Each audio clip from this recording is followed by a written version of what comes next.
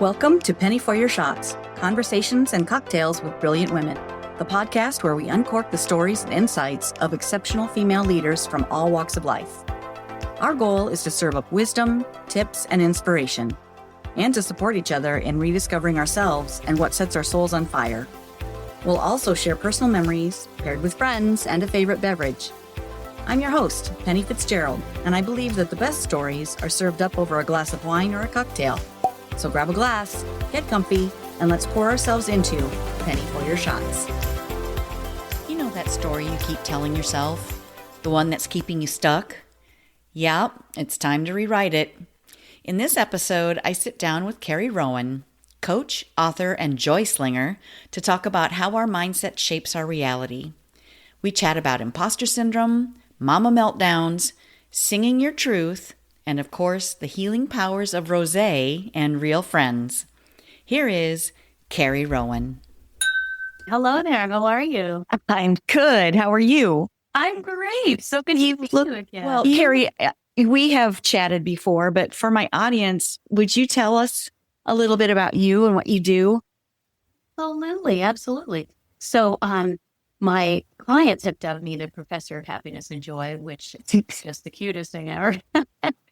And I love helping people find their joy. I love digging in. You know, I wrote a book called Tell a New Story. And Yes. I love digging into the stories that we tell each other. And more importantly, those stories that we tell ourselves, you know, the ones that are kind of icky, those stories that we don't even realize when we're in the thick of it, that they're the very thing holding us back. Like, you know, when you hear somebody tell that stuck story over and over again. So I love helping people find that awareness of, wow, I've got this story that I'm telling myself. We find that story. And I love this work so much because once you make that shift in someone's mind, they can't tell the story the same way. You start to tell the story, you're like, ooh, I don't want to tell that story anymore. I want to tell a new and empowering story. So I really love helping people make joy the new soundtrack of their life. Oh, I love that. Well, and don't you feel that the stories that we repeat get cemented? The more we repeat them, the more we believe, it's like this circle. You believe what you hear, you repeat that story, and it becomes even more and more real, even if it was never real in the first place. It's so true. But we all have those beliefs. It's okay. We're all Yeah. And finding that, and a belief is just a thought that we keep thinking. It's just a habit like anything else. When you want to start going to the gym, you got to make that the new habit. So it, like anything else, really, it's just deciding. It's becoming aware of it. Oh, everybody tells stories. And you might not even realize you're always telling these like self-deprecating stories, perhaps, about yourself, right? All the time. And until somebody calls you on it, or until you have that intention to wake up to it, like, hey, you know what? I'm sick of feeling crappy. Maybe I'll take a look at these stories that I'm telling myself that aren't serving me. Mm-hmm. Or if you feel really stuck, I find for a lot of women who feel stuck, digging in there and figuring out what those stories are is a quick way to release that stuck feeling. Right. Kind of the way we were raised. It's like, that's the way things have always been. Well, they don't have to stay that way. Yeah, it's so true. I love that attitude, right? It's like, it's realizing it. And then what I love talking about, and I talk a lot about in my book, is that you have a choice. And a lot of times I don't think people realize they have a choice. I've actually had clients say, wow, you've really opened my eyes. I didn't know I had a choice to change my thoughts. I thought that they were just going to keep coming and coming. And they do, you know, but it's what to do about it, right? It's like once you realize now you've got the power to make a new decision for yourself, how you want to talk to yourself, how you want to talk to other people, how you want to restructure those stories. You want to keep telling that same old story? Because I'm sure everybody right now can think about somebody that they know that does that. Like, oh, when I say that to people, like, do you know somebody that tells that same? Oh, I know someone that does the same. And you look at their life, and it's like their life reflects that story, right? They're stuck. I like to talk about it like the groove in a record. You know, I'm dating myself. You have to lift up the needle. Hey, I'm right there with you. Although vinyl's coming back. I know a lot of vinyl audio snobs who only like vinyl now. But it's like that. It's like picking up the needle, or just giving it a little tap along. It's that simple sometimes, but it's the realizing of the stories that we tell that are stuff. But you look at that person's life, and their life is reflecting just like that story is stuff, you know. Yeah. No. Wow. Carrie, where does this come from? Did you have a story from your past that you felt was keeping you or holding you back? Oh, I mean, when did you realize this? well, I started doing research on this. That's a great question for my book. And I knew that I had stories that I was telling. Mm-hmm. And I started, I had a lot of tragedies that happened in my life. And so I had two young babies at home, and, everything was new as this new mom. And, all these things happened in a short period of time in my life. So, and things mostly went well for me until that moment. Like, I got hit later on as I was a young adult with all this stuff. But I started to realize, that I had this little story running through my head that I was saying about what happened that made me feel worse, right? Like, yeah, stuff happens and we realize that we don't have control over it. We all have stuff that happens that we wish didn't happen. But to continue to tell a story that was only making things worse and make myself feel worse. And I remember I was, it was just sort of really that whole awakening of all that stuff. And I remember coming downstairs one night after I put my youngest to bed, and she needed like an hour-long routine and had all these steps, and it was a lot. And my husband would kind of trade off, and it was just kind of like that one story. It was the tipping of the iceberg for me. And I came downstairs and I went into the bathroom, and all new moms experience all this. It's a huge transition for your marriage, for all your relationships, really. And I just remember crying in the bathroom, like, I caught myself saying, why does it have to be so hard? And it wasn't just that I was talking about. It was everything I was talking about. Why does it have to be so hard? Fill in the blank. Why does life? Why does putting this child to bed? Why does parenting? Why does relationships? But it was, I didn't even know I had that. And it was in that moment, for some reason, I had some metacognition and I was able to catch that story. And then afterwards, when I wasn't upset, because those are the hardest stories. Those little tiny ones. Why does it have to be so hard? You'll never amount to much. Or why are you so stupid? All those little things we say to ourselves quietly when we're stressed. Yeah. Praying, right? Those are the ones that are harder to catch.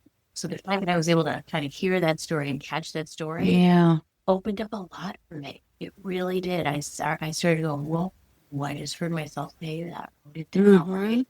Journaled about it. That was kind of just one little, but it only takes one little story. It might not sound like a big deal, why does that have to be so hard? But think about what your mind does, because now your mind is going to answer that question, because when you give the mind a question, it always has to answer. Oh, yeah. Anytime there's a question, there's always an answer. And that's a really good thing to remember, but hard to when you're in the thick of it. Well, and when you were having that thought, you're a new mom, you're probably exhausted. I'm sure you were being exhausted. If you're tired, if you're hungry, if you're stressed out, if something else is up, all these things pile on it. And it's harder when you're in that routine of just the wheels are just turning and I'm putting one foot in front of the other. That's when it's really hard to capture, okay, this is what's real here instead of what I'm thinking. Yeah. And you're in survival mode, right? And I had lost my dad and my sister within 18 months of each other, tragically. And this was all happening at this very same time that I was a new parent, and so much to deal with all at once. And stuff that was out of my control. That's the other thing. Those big things are out of our control, right? And that's why I love this work. I'm not saying that we can change any of those things. And do I wish that none of those things happen? Of course, we all do. The things that we have. But it's like realizing, like, wait, am I making it worse? Like, what can I say to myself that's going to make me feel better about this? Because there's a lot of other stories I could create besides that one. Yeah. Right. Like even something as simple as it's getting a little bit easier every day, right? That small shift in the story instead of why does it have to be so hard? Right. Well, and the words we say to ourselves in the moment, we would never say some of those things to our best friend. So why is it okay to say it to ourselves? We don't think of that. We self-deprecate or so hard on ourselves, and those words become truth. I mean, they become our belief.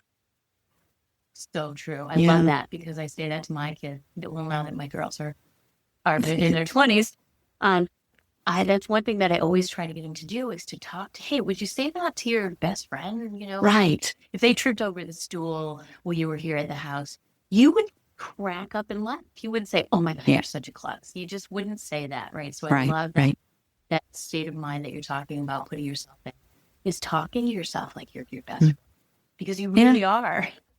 Well, you're with yourself. I'm with me all the time. Right? I better like my own company. True. And that's the longest standing relationship you're going to have in your whole entire life. So we have to make it a really good one, right? Like, why not find some encouraging words to say to ourselves? And most stories are given to us when we're under the age of 7, right? They're just, because our minds were sponges. We're just soaking it all in. And we forget to question it. We're adults, but we're still letting that 7-year-old, run the show. Yeah. Well, and in fairness, too, our parents, the way we were growing up, they did the best they could with what they knew in that moment. Agreed. And they learned more along the way, too. And so have we. So how about we use some of that wisdom that we've gained and apply it a little bit, just be a little bit more kind in general to each other and to ourselves, especially. Yeah, I love that. Everybody was doing, I love that, what you said. Everybody was doing the best that they could with what they had. Right. And it's never a blame game. It's just the way humans are designed. Right. Our brains are human nature that way. And it doesn't necessarily mean it was your parents who planted the story. It could be a well-intending adult that just said something passing and it just happened to stick. So you just look for them just to find out what they are so you can feel better, not so you can turn around and blame people. That never serves anyone. Of course. But, right. To really put your arms around those stories. But also, like I always say to my kids, I wish I knew what I know now when I was your age, right? Like, yeah. So, like, take my information and use it, right, to better your life, and to really help leave a legacy behind of stories that are empowering. Mm-hmm. Well, some of us aren't ready to hear it when we're 20-something. You have to learn it sometimes the hard way. Well, that's true. We're always learning and growing and putting new stuff and thoughts into our heads so that we can expand as humans, because I think that's what we're here for. Yeah, right. To be better humans, to serve. How can I better serve, right? Like, I always remember that prayer that Oprah talked about, that she would say, she would say, hey, God, tell me, what did you put me here for? Use all my gifts. Take me and help me serve. How would you have me serve today? And I just love that thought, putting that out to the universe. Mm-hmm. Absolutely. Carrie, you're a talented musician too, right? Yeah. I guess. Oh, for sure. For sure you are. Tell my audience, though, a little bit about your background in music and stuff. I think it's just fascinating and very fun.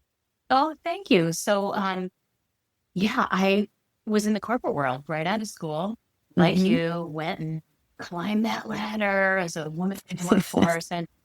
And I got all the way to the top of where I thought I wanted to always be. I had my vision, all my goals. I wanted to be a sales manager. I had 8 people reporting to me. And I looked around and I was like, that's dang. Wow, this is the one I thought I was going to be. And there was always that longing, calling, because when I was a little girl, all I ever used to do was perform. I don't know why I did it. But anybody who would sit still was getting a show from Carrie. I'd get all the neighborhood kids together. I would organize a musical. And whoever was coming to my house was going to get the musical, right? Or the neighborhood musical or whatever. So I was constantly doing that stuff and writing poetry. And I was a very creative kid just naturally. And so, but then I stopped doing it, right? Like I got older. Yeah. And I think life squeezes that, creativity out. Oh, the joy. The joy. There it goes. And I was like, I was a broke There we go. Student, I was going to go to law school, do all these things. No, you know what I'm going to do? I'm going to get a job right out of school. I'm going to go into sales. I'm going to learn about business and all that creative stuff. But I will say one thing that I always did, and all my goal sheets, all my review meetings, there was always that section for personal goals. And my personal goal was always on there to continue my music. So I would take classes. I would go to the local performing arts center. And I would quietly keep that singing going. I took vocal classes and all that. So it wasn't until that day that I decided to jump off the corporate ladder. And as I say, I landed softly on my piano bed. And I I said my fingers learned how to play guitar, and then, Oh. my dad passed away. He was absolutely my biggest fan. And he would say to me, he would call me when my kids were little. He'd say, Carrie, are you writing? Dad, I'm just trying to get a shower today. There's no writing going on. Come on, you got to write. You got to keep writing. That's your gift. And he would say to me, since I was a little girl, and I talk about this in my book, when God gives you gifts, it's your responsibility to share them with the world. That's what he would tell me. Wow. And so I really started to say, wow, what if I could do something with my music career? What if I could, I did all these amazing things here. What if I could leave this job and I could pursue this and I could start writing more? And so that's what I did. And then out of all those strategies and all the things that happened, came my first full-length album. Wow. It was pretty cool. I talk about that in the book. I talk about, it's called Polishing Your Pearls. The theory of mine that when life gives you, never mind lemon, a grain of sand in your eyeball. It starts throwing those slimy oysters. You just really got to get in there. And then you got to polish that pearl. And my songs were my pearls, right? They were the things that came out of me. They were cathartic to write. They were healing. And I didn't realize they were not just healing for me, but they were healing. So who was hearing my music, right? That was my my first bout with knowing that I was a healer, as I was healing people through my music. Because when we share, they say out of the greatest pain comes the greatest art. So when we share what we're going through, it lets somebody else who hears it and resonates with it to know that they're not alone. Wow, somebody else.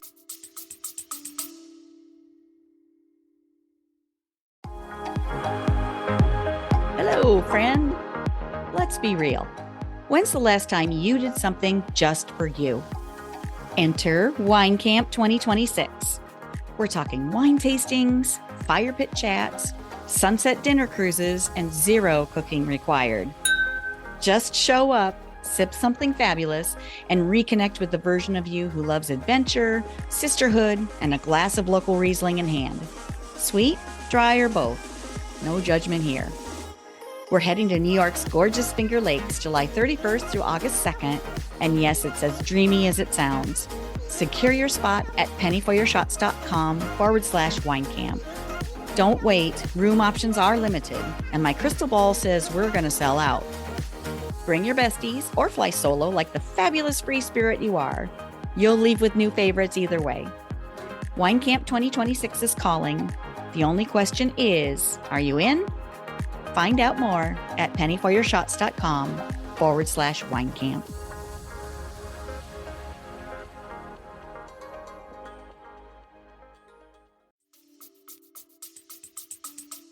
Feel the same I do. So it was really just the realization that was my new mission in life. And then I started writing. I've got 4 albums, 4 CDs. Wow. Album. I'm with you. I get it. It works. It's a collection. An album is a collection. Right. It's an album. And, I got to go into kids' music because my children were little. And it's funny because I used to drive them around to all my gigs. So they've seen me performing on stage for years. And I would do libraries and music festivals. And I played in a duo for many years with one of my best friends. And it was lovely because our work was called Play. We're going to play, when you're a musician. But I felt that joy. And then I felt like I was sharing that joy with other people. Nice. Yes, it was really good. Yeah. Lifting people up. Totally. Yes. Totally. Wow. And you're still performing too, right? What I do now is I've combined all my things together. So my book was cool. The culmination of everything, right? So my book, I launched it during the pandemic. Not my plan, but I had no control over that. So I was like, you know what? I'm going to continue on. This is apparently what the world needs to hear now. So it was a collection of all those stories I used to tell between the song. And people would always come up to me afterwards and be like, hey, that story you told really moved me. So I was like, I knew I was on something with the story. And that's why I started digging into the research on the story behind the story. And it was a way for me to put all of that together. So in my book, you see a QR code in there. If I tell a story about something that happened in my life, there's a little QR code. This happens to be a meditation. There's 5 meditations in here as well. But I tell the story, and then you can hear the song that in the story. What a great format for your book. Thank you. So really connected to the listener, the reader on such an emotional level. So, but to answer your question about performing now, what I do now is I go on stages. So I'm also a keynote speaker, and I bring everything, the art, science, everything all together. I come on with my guitar. I get people singing with me. So it's really an incredible way to engage the audience and allow what I'm talking about with their stories to really sink in, because it's multi-faceted, right? You've got the all the senses are coming in, which is a better way to learn and to retain information. Yeah. So your keynotes, what's your basic like flow or your topic? If I'm doing like a big keynote where I'm on a stage in person, then it's all about the structure of my storytelling, like my book. Okay. So I have my 5 steps of how to release your negative stories and bring more joy to your life. So I take them through the steps, and I'm interspersing all of it with activities, very interactive, and really getting people involved and starting to uncover some of their own stories. And I'll definitely bring my guitar for that.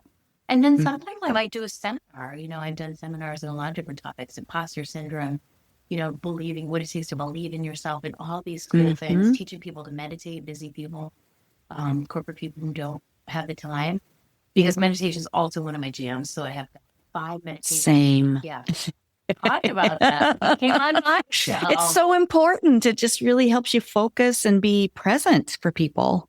Totally. And for yourself. Exactly. It's one of the tools that really helps. So I teach people how to meditate, and I've created a meditation for each of those 5 steps. Nice. You get the meditations too. And I love leading a group in meditation, especially because people don't expect that. Corporate people don't expect that they're going to meditate. And what? She's going, what? Did she say we're going to meditate at the end of this meeting? All right. I'll try. But I have to be vulnerable to do that. Exactly. It's a little tough at work. Exactly. So I love doing all that stuff. It really, it's joyful work for me. Yeah. Yeah. Seeing others light up and seeing how you can how you can make an impact for them is just really rewarding. It really is. There is no better work than that. It's a life's mission, right? It's not just it's that mission to, like my dad said. Yeah. Share your gift. When you get those gifts, to share them and improve other people's lives through my experience. Absolutely. Because when they see that I can change my stories of all the stuff that happened to me, then it gives them permission to be like, hey, wait, I can change my stories too. Yeah. Well, and you being in front of them and being vulnerable, that's really kind of leading the way and showing them that, hey, it's okay. You're not going to be judged for being you. Exactly. You can't be anything but anyway, so embrace it, Right? And who knows the topic better? Right. Right. Your story. Right. Like I love talking to people about that. And the imposter syndrome thing is like, a lot of people, might want to get on stage or put all their information or have a book or something. And all these trigger all those questionable things about ourselves. That voice gets just louder inside of our head. Yeah. We step outside that comfort zone, right? Mm-hmm. So I love, giving people those tips and tools and like, hey, wait, you're telling your stories. Nobody knows those stories better than you do. So there's no judgment there, Right. Thinking about that a little bit. When I was younger, I remember telling those stories to myself and not really understanding. I mean, some of my best friends knew me better than I did, and they were able to bring out of me like, no, that's not you. That's not really you. And then, to kind of help you see new perspectives on or retelling the story that you've been telling yourself when it's not correct. Having someone who loves you or cares for you tell you a better story. That's really powerful too. Did you read my book, Penny? Because I talked. I haven't yet. I have to apologize. I have not. No, I'm saying that to be funny because I talk about that a lot. Because cool. Times it's those people that can help us with our stories because we don't even realize. And we have somebody lovingly pointed out, like, Penny, you say that story about yourself, and it's really not true. And then they give you evidence why it's not true. Mm-hmm. Or a lot of times what I find, I love the comeback story, as we talked about that. Oh, yeah. the turnaround story, right? The journey. Wow, everybody loves that story, right? It's like the hero story. But you got to have a tumultuous something or other in there, right? So, but everybody loves it. But here's the thing. When you're stuck in the middle of that story, a lot of times you can't see the ending. You don't even realize, or you think that you have your worst story. Like a lot of clients will come to me and say that, oh, I can't share that story. It's awful. Well, I get excited because I know that we're on the brink of a breakthrough, because that most awful story is usually where your superpower lies. Sometimes you can't see it, but like you said, Penny, your friend can. They know that's your story is strength. So I love stories of other people for sure. Yeah, absolutely. Yeah. Someone who loves you, or a good therapist. Absolutely. Or coach. Oh, yeah. They're going to call you. A good coach is going to call you on all those stories, aren't they? Yeah. Just plant a little question in your mind, and is that really true? Let's explore that a little bit. Yeah. I love that. Yeah. I love that little series of questionings asking yourself. But it is true, because usually right. most of those stories that we tell ourselves are absolutely not true. So when we can start to get curious, right? Like put that curious hat on and start to ask, is that really true? And look for actual facts in our life of why it's not true. And it can really help us to rewrite that story easily. Mm-hmm. A story that makes us feel good. Because wouldn't that feel better? Absolutely. Oh, yeah. Yeah. Speaking of stories, you also have a wonderful radio show. Tell us about that. I do. It's called Look for the Good. And it is a syndicated radio show / podcast. And I love it because I am so honored that I get to interview amazing women like yourself. And we talk about those stories, right? It's a conversation just like we're having here. And Look for the Good is really designed because our brains are so just predisposed to look for what's wrong because they think it's trying to keep us safe, right? So when we can start to rewire that and look for what's good and practice that instead of, automatically looking for what's wrong, because we're so good at that. And really normalizing that for people, because we all do it, because we're all human and we're all wired the same way. So I love just talking about those stories, talking about those little morsels. People come on and they share that story, and they share how they've gotten to where they are, like you. I love your story, Penny. And really bringing those stories to life and finding out what goes on behind the scenes. What is the thing you used to say? What do you say now? What can help other people to feel better about their stories? Right. I had such a great time chatting with you for the show. It was amazing. Just a great conversation, and just to share, our common interests and our common views on life. Really, looking for the good is so important, because we're, like you said, human nature is to look for the bad, and when you see it, you'll see more of it. When you look for good, you'll see more of that. So why not choose to look for something positive? I love that little summary, because here's the thing, I love the law of attraction, but we get what we focus on. Exactly. Not the life we think that we're going to live. We get the life that we focus on, not reality. We get the life that we focus on, which is such a big concept. And sometimes we don't even realize that we're focusing on what's wrong, like I said, because the brain is so naturally. You really have to make it a practice, right? Yeah. You get what you focus on, whether you want. That's what most people don't realize. They think that they're shouting to the universe about what they want, but they're really shouting about what's wrong, why I don't have it right. It's like two sides of the same stick. Right. And then then the universe is just giving you more evidence for that, and that's also the way our brain works. I want to notice all the things that are working in my life, and what can I appreciate in my life? Well, lo and behold, it starts finding more of that for you too.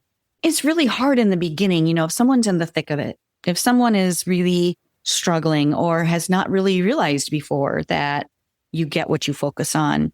It's a practice. You have to, I think, really reprogram yourself to start looking for good things. And I was listening to, I think it was a Mel Robbins podcast, where she was talking to her daughters about looking for good things, looking for positive things. And she said, look, when you're out on your walk, look for things that are heart-shaped. Well, on my next walk, I saw all kinds of heart shapes. I looked down and there was this little piece of tile, like tile from a kitchen floor. And it was a chip that had probably fallen off a truck on the side of the road, and it was in the shape of a heart. It was just the weirdest thing. You'll see them everywhere, in trees, in rocks, in leaves, and all the things. When you put it into practice as something as little as that, right? Pick anything. It could even be something weird that you wouldn't normally see, but you don't normally see a heart tile outside on the side. No. Now, dude. So random. But yeah, you just put that intention out there, right? Because there's something powerful about that strong intention. And the universe will help make it happen. But you also have your brain, right? You've got that RAS system. I love the neuroscience. I tend to... I love it too. Right? It's like, it's like that hair net, they say, like over your brain, and it's a filter. So if you tell it, look for all the beautiful heart today, it's going to start to look. Oh, or if you're so frustrated, you don't even realize you're telling it how frustrated you are about this, or why does technology not ever work, or give it whatever. Be careful with that one. Been there. So whatever little thing you just unknowingly put out there, your brain is like, let's try to make that true for her. Yeah, let's show her the proof. Yeah, let's try to make the truth. Let's try to find the proof. So we know that about the brain. So let's feed it some good stuff, right? Good in, good out. Let's give it some good things to think about. Like we're just so true. Right. This pliable, wonderful, squishy computer. Yeah, exactly. It's really cool when you think about it. Because you really do have, I think, more control. Yeah. And that's kind of comforting. Confessions of a True Control Freak. I hear you. The day that I realized, and I talk about this in the book too, the day that I realized that I was just spent so much time going over all the details of some of these things that happened in my life, and why, and this, and that, and that should have happened, and blah, blah, blah, blah, blah. The day I realized was the day that I had freedom. The day that I realized I didn't have to. Because there was nothing I could do to change. But your mind wants to keep churning and turning and asking, and the whys and the this, and all those details. And the day I was able to stop that, I feel like I gained all my energy back, and I realized the only thing that I could was my mind, was what I thought about what happened. And that was a big day for me. That was a big turning point. Absolutely. I'm in recovery. Yeah, I just, looking at control, I feel like it's definitely a way that I've kept myself small and safe. Because if I control all the things, if I map it all out, if I organize it to the point where it's just, nothing could go wrong. Oh, guess what? There's things that go wrong no matter what.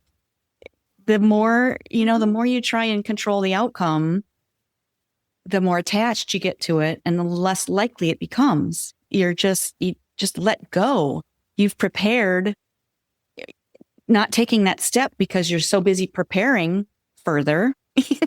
Go out there and do it. Go out there and do the thing. Go out and serve your people.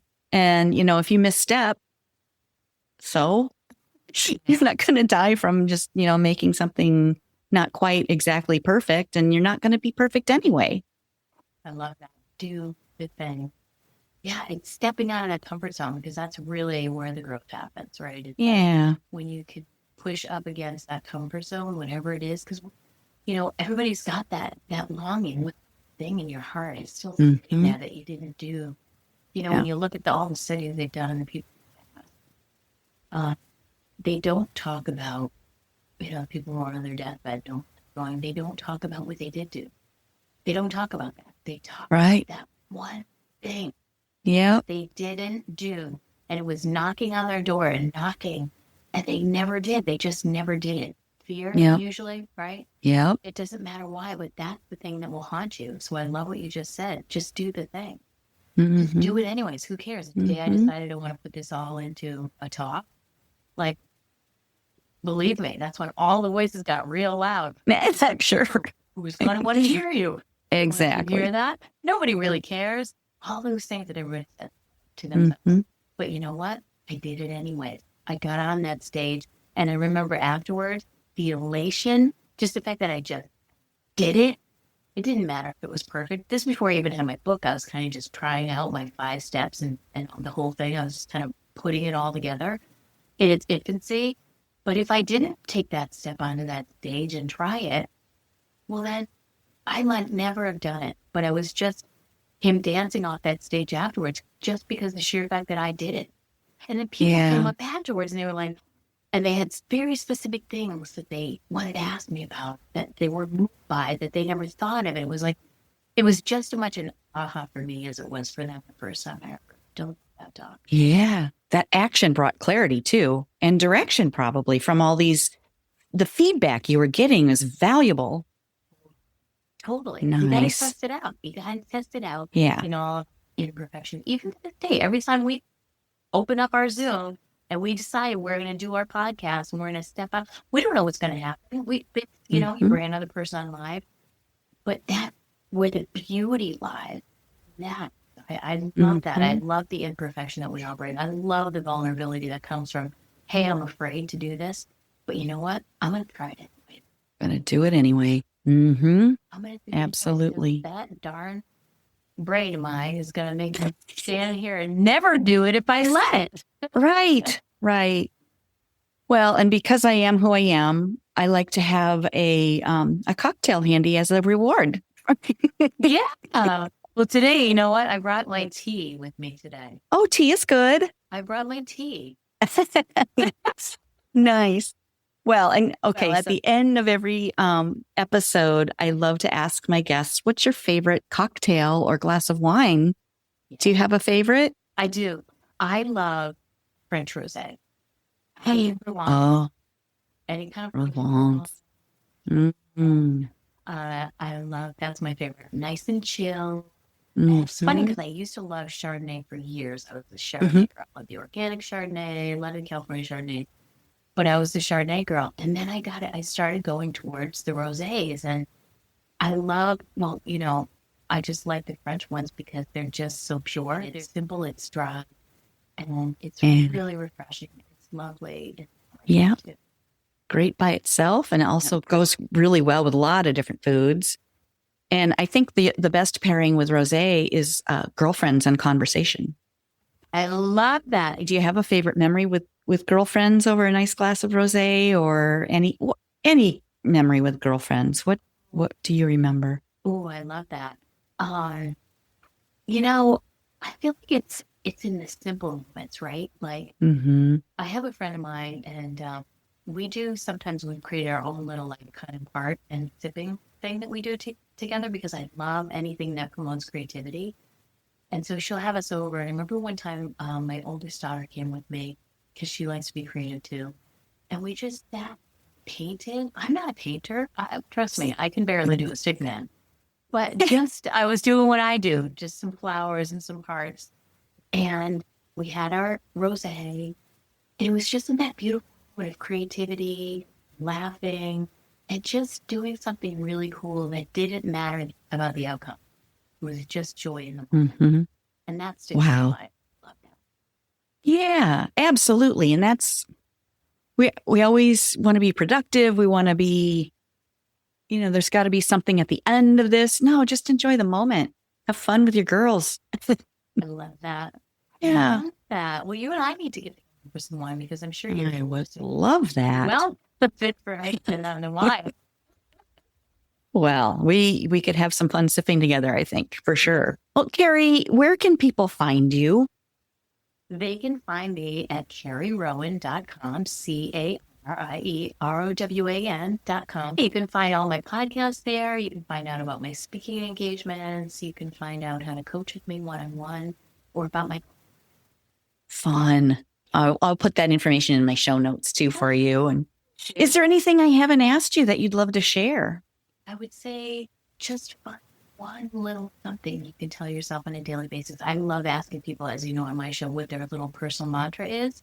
and I'll share mine. So the one little thing is always in the background of my mind, especially if I feel it, if I'm in sort of ponders.